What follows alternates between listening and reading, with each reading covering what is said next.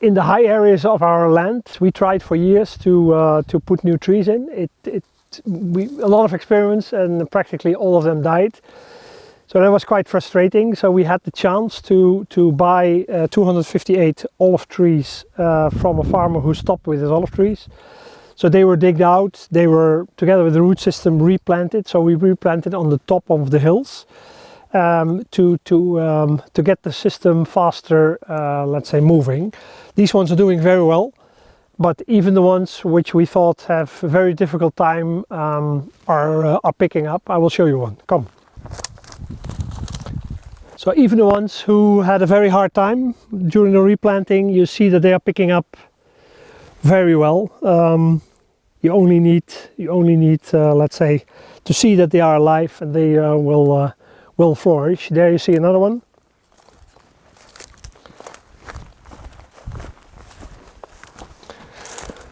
And with this one leaf, we are very happy.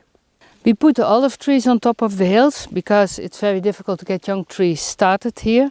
And you need, if you look at the water circle that you want to accomplish, then you need that your hilltops have like a kind of a head on top.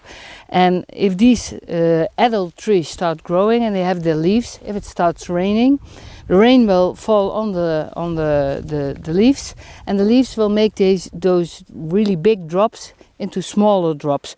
So the smaller drops are more easy to infiltrate in the ground. So trees on top of your hill is really something you need for your water system to infiltrate in the ground. And of course the leaves from these trees give a lot of shadow, and where shadow is, other plants can start growing again in summer.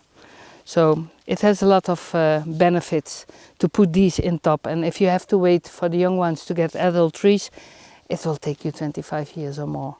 And this goes much more fast. And you save a tree.